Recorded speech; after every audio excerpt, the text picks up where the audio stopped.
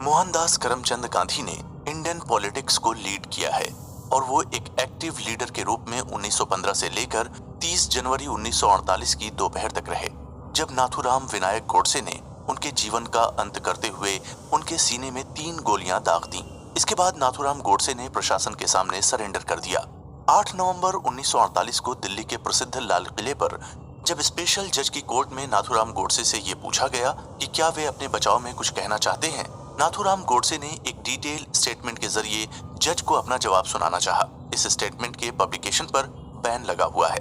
Chief prosecutor C.K. दफ्तरे ने नाथूराम गोडसे को court में स्टेटमेंट पढ़ने की इजाजत तो नहीं दी, लेकिन उन्होंने इसे अपने खिलाफ लगाए आरोपों के बचाव में सबमिट करने की इजाजत दे दी। प्रोसिक्यूटर ने पाया कि मर्डर केस मामले में नाथूराम के साथ सभी गवाह, महात्मा गांधी के साथ साथ मौजूदा रूलिंग पार्टी तक के तथ्यों पर रोशनी डाली जानी चाहिए। जनता इस मामले पर कोर्ट की ओर से शुरू से लेकर अंत तक सभी सच्चाई जानना चाहती थी। इसलिए जज श्री आत्मचरण ने वकील से कहा, मैं किस कारण जांच को रोकूं? मुझे कानूनन इसके लिए कोई वजह चाहिए, कोई ठोस कारण चाहिए ताकि मैं सारे चार्ज हटा सकूं। तो ऐसे में आपके पास कोई अथॉरिटी या कानूनी सबूत या ऐसा कोई कारण है जो आपके विरोध को सपोर्ट कर सके?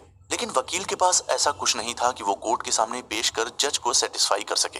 हिसार कोर्ट में नाथूराम गोडसे के स्टेटमेंट को पढ़ने के लिए दायर याचिका को खारिज कर दिया गया। अगले दिन इस स्टेटमेंट के कुछ अंश समाचार पत्रों में छपे। दोनों तरफ की दलीलें और भी कई महत्वपूर्ण तथ्य थे जो फिलहाल अंधेरे में ही थे। लोग ये जानना चाहते थे कि गांधी जी की हत्या करने वाले गोडसे पर कौन कौन से चार्ज लगे हैं। पंडित नेहरू प्रधानमंत्री थे। उनके कहे अनुसार हर राज्य में इस बयान के पब्लिकेशन पर रोक लगा दी गई, आंशिक और पूर्ण रूप से। इसके बाद सरकार ने नाथूराम गोडसे का पूरा बयान शिमला हाई कोर्ट में जून 1949 में दर्ज करवाया। नाथूराम गोडसे के कोर्ट में बयान के वक्त मीडिया कर्मी उस समय अपना पेन नोटबुक लेकर स्टेटमेंट नोट करने के लिए तैयार खड़े थे, उत्सुक थे सही रिपोर्ट जानने के लिए। नाथूराम गोडसे का बयान कोर्ट में दर्ज हुआ और अंग्रेजी में पब्लिश हुआ, क्योंकि कोर्ट की कार्यवाही भी इसी भाषा में हुई थी। दुनिया के हर कोने में लोग इस मामले की जानकारी को लेकर एक्साइटेड थे कि गांधी जी के हत्या वाले मामले का आखिर क्या होगा। लोग आश्चर्य में थे कि वो कैसा आदमी होगा जिसने महात्मा गांधी को मारा। उस समय के कुछ जाने माने लेखकों ने इस विषय पर लिखा।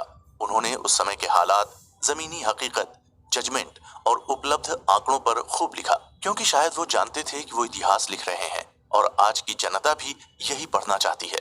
कानूनन ऑथेंटिक स्टेटमेंट अब क्लियर हो चुका था और उस समय के कुछ राइटर्स ने माहौल के हिसाब से चीजों को तोड़ मरोड़ कर भी पेश किया। पढ़ने वालों ने भी अपनी खुद की राय बना ली थी और असलियत और अंदाजे के अनुसार स्टेटमेंट का अपना अपना मतलब निकाल लिया था। इस बारे में नाथूराम ने खुद कहा था कि कुछ ईमानदार इतिहासकारों ने मेरे किए गए काम को लिखा है और एक दिन भविष्य में वे सच को जरूर जान लेंगे। नाथूराम गोडसे ने जिन परिस्थितियों में ये काम किया था, उस लिहाज से वे उस समय परम पूजनीय हो गए थे। लेखक गोपाल गोडसे नाथूराम गोडसे के छोटे भाई हैं और महात्मा गांधी मर्डर केस में शामिल रहे थे। वे बेहद शर्मिंदा थे और अक्टूबर 1964 में जेल से रिहा हुए, लेकिन 1 महीने बाद एक अन्य मामले में फिर से गिरफ्तार किए गए और फिर 1 साल तक जेल में रहे। फाइनली 1965 में उन्हें रिहा कर दिया गया। इस किताब में नाथूराम गोडसे का लाल किले पर दर्ज किया गया पूरा बयान दर्ज है। इससे पहले हम आपको उस मामले की तमाम डिटेल्स, इन्वेस्टिगेशन की जानकारी बताएंगे जो स्पेशल कोर्ट में प्रस्तुत की गई। कैसे 15 नवंबर 1949 को नाथूराम और आप्टे के ऊपर चार्ज डिक्लेयर होने के बाद प्रोसीजर कंप्लीट हुआ।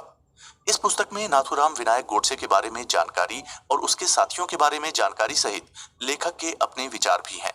गांधीवादी विचारधारा के लोगों के द्वारा नाथूराम और आप्टे का विरोध होना निश्चित था। अपनी मर्जी से नाथूराम गोडसे ने अपने छोटे भाई दत्तात्रेय को ये बयान पब्लिक करवाने के लिए कहा था, जैसा लेखक ने लिखा है। किताब स्पेनिश वर्जन से ट्रांसलेट की गई है। इस किताब को छपवाने के लिए लेखक और एडिटर कमिटेड हैं।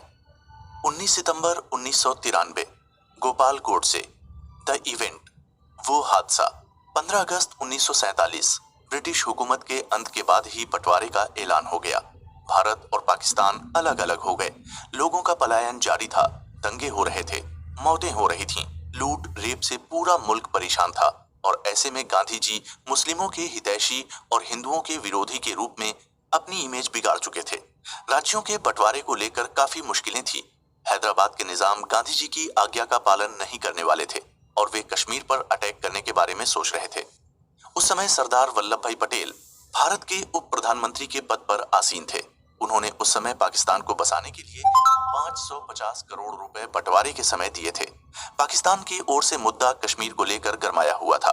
12 जनवरी 1948 को हुई प्रेस कॉन्फ्रेंस से पहले सरदार पटेल ने अपने एक बयान में कहा था कि हम कश्मीर को लेकर एग्रीमेंट पर बात करेंगे, लेकिन भारत सरकार ने इसके लिए कोई फिक्स तारीख या पेमेंट का प्रावधान नहीं रखा था। मैं बात खुले शब्दों में कहना चाहूंगा कि जब तक कश्मीर मसले का हल नहीं होगा, हम बाकी भुगतान नहीं करेंगे, क्योंकि सरदार वल्लभ भाई पटेल जानते थे कि बकाया राशि रोके जाने के बिना पाकिस्तान भारत और कश्मीर मुद्दे का हल नहीं निकालेगा। आग बुझाने के दो ही तरीके हैं, या तो उस पर पानी डाला जाए या उसे ईंधन न दिया जाए। भारतीय सेना कश्मीर मुद्दे पर लड़ने के लिए सक्षम थी, वही भारत सरकार पैसा रोककर ईंधन रोकने वाला काम कर दिया था। ये दंगों को रोकने का और शांति फैलाने का सबसे आसान तरीका था। लाल बहादुर शास्त्री जी जब प्रधानमंत्री थे, उन्होंने उस समय भारतीय सेना को लाहौर तक कूच करने का आदेश दिए जाने का मन बना लिया था। उस समय गांधी जी दिल्ली में थे, जो भारत सरकार की आर्थिक और व्यापारिक नीतियों पर चर्चा कर रहे थे। उन्हें जब इस बात का पता चला तो उन्होंने सरकार के इस निर्णय पर सहमति नहीं जताई और इस पर रोक लगा दी गई। गांधी जी ने सरकार को अहिंसा का पाठ पढ़ाया और गांधी जी ने उस समय भारत सरकार को भूख हड़ताल की धमकी देते हुए दबाव बनाया और कहा कि पाकिस्तान को भुगतान कर दिया जाए। आखिरकार 12 जनवरी 1948 को सरकार को अपना निर्णय वापस लेना पड़ा। लेकिन आप अहिंसा के पुजारी बनकर किसी तरह के अन्याय का साथ देकर समाज पर दबाव नहीं बना सकते। सरदार पटेल ने गांधी जी को समझाया कि वो अपना फैसला वापस ले लें। मौजूदा सिचुएशन में सरदार पटेल को गांधी जी की भूख हड़ताल और हिंसा वाली बात पसंद नहीं आ रही थी। मौलाना आजाद ने अपनी किताब में इस बारे में लिखा है कि 13 जनवरी 1948 को गांधी जी ने भूख हड़ताल शुरू कर दी। परिणाम यह हुआ कि 17 जनवरी को सरकार ने गांधी जी की सारी बातें मान ली और वो पाकिस्तान को बकाया राशि देने के लिए राजी हो गई। साथ ही कश्मीर पर बनाई सरदार पटेल की सभी नीतियां समाप्त हो गईं। भारत सरकार द्वारा 17 जनवरी 1948 को जारी की गई प्रेस रिलीज में लिखा था कि देश की भलाई और गांधी जी की प्रार्थना को ध्यान में रखते हुए भारत सरकार सारे विवादों को भुलाते हुए अपनी ओर से लगाए तमाम नियम कायदे कानून हटाती है। Page number 8। सरकार ने तत्काल गांधी जी की इमेज सुधारने हेतु माहौल तैयार किया और उन्होंने देश के लिए जो किया वो लोगों को याद दिलाते हुए सारी चीजें भुलाने की कोशिश की। सरकार ने तुरंत ही पाकिस्तान को दी जाने वाली शेष राशि के लिए एग्रीमेंट तैयार किया और उसे जमीन पर लागू करने के लिए राशि भेजी। लेकिन कश्मीर का मुद्दा अभी भी जहां का तहां ही था। नाथूराम विनायक गोडसे और नारायण दत्तात्रेय आप्टे ने उस समय हिंदू राष्ट्र नाम से एक डायरी लिखी, जो शायद एक पुरानी किताब अग्रणी का नया रूप था। आजादी से पहले, मतलब 15 अगस्त 1947 से पहले ही देश में एक मुस्लिम राष्ट्र की जरूरत महसूस होने लगी थी, जो भारतीयों की आत्मा को लगातार कचोट रही थी। आए दिन न्यूज़पेपर में इसको लेकर वैचारिक मतभेद वाले आर्टिकल छप रहे थे। 12 जनवरी 1948 की खबर है कि गांधी जी ने पाकिस्तान को बकाया राशि दिए जाने हेतु उपवास शुरू कर दिया था और नाथूराम गोडसे इस चीज को अच्छी तरह से जानते थे कि गांधी जी मुसलमानों के हित के लिए हिंदुओं से लड़ने को तैयार है। क्योंकि गांधी जी के दबाव और प्रभाव से भारत सरकार ने अपना निर्णय वापस लेते हुए पाकिस्तान को 550 करोड़ रुपए देने की हामी भर दी थी।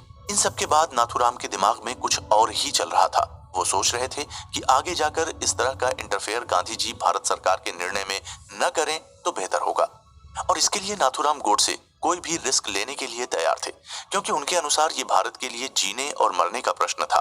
20 जनवरी 1948 को एक बम ब्लास्ट किया गया और उसके समीप ही गांधी जी की प्रार्थना सभा चल रही थी। मदन लाल बहवा उस समय वहां मौजूद थे, जो बंटवारे के समय एक प्रमुख गवाह भी थे। पुलिस को जानकारी मिली कि षड्यंत्र में मदन लाल भी शामिल थे। हालांकि मदन लाल का षड्यंत्र कामयाब नहीं हो सका, लेकिन गवर्नमेंट ने एहतियातन सिक्योरिटी बढ़ा दी थी। पुलिस के एक्टिव नेटवर्क की तरह पूरे भारत में कई लोगों को गिरफ्तार किया गया और ये सिलसिला अगले 10 दिन तक जारी रहा। आखिरकार 30 जनवरी 1948 को ठीक 5 बजे जब गांधी जी अपनी प्रार्थना सभा के ग्राउंड के चक्कर काटकर लौट रहे थे, तभी बिरला हाउस में नाथूराम विनायक गोडसे ने लगातार 3 गोलियां चलाते हुए गांधी जी के सीने को छलनी कर दिया। उनके सीने से बहता हुआ लहू सीधे जमीन पर आ गिरा। 20 मिनट तक इसी हालत में छटपटाते रहे और अंतिम सांसें गिन रहे थे। गोली चलाने के ठीक बाद नाथूराम गोडसे ने अपनी बंदूक जमीन पर रखी और खुद ही पुलिस को कॉल किया। उन्होंने पुलिस के सामने आत्मसमर्पण कर दिया। नाथूराम शुरू से सब कुछ जानते थे और उन्होंने सब कुछ जानबूझकर किया था। उन्होंने पुलिस के सामने अपना जुर्म कबूल कर लिया। लेखक के अनुसार उस समय नाथूराम गोडसे के सिर पर पागलपन, कट्टरवाद और आक्रोश सवार था, इसलिए उन्होंने इस घटना के तुरंत बाद आत्मसमर्पण तक का प्लान बना लिया था। क्योंकि उन्हें गिरफ्तार करने वाले पुलिस और प्रशासन ने तुरंत ही ये भी पुख्ता किया कि क्या वे किसी तरह के मानसिक या शारीरिक बीमारी से ग्रस्त तो नहीं है। लेकिन पुलिस ने पाया कि नाथूराम गोडसे पूर्ण रूप से स्वस्थ है और वो दिमागी तौर पर बिल्कुल ठीक है। गिरफ्तारी के तुरंत बाद नाथूराम गोडसे की तरफ से रिक्वेस्ट की गई कि उन्हें डॉक्टर को दिखाया जाए। जब डॉक्टर नाथूराम का चेकअप कर रहे थे तो उन्होंने डॉक्टर से भी यही कहा कि डॉक्टर जल्दी से मेरा कंप्लीट चेकअप कीजिए। मेरी पल्स, हार्ट बीट सब कुछ नॉर्मल है और काम कर रहे हैं।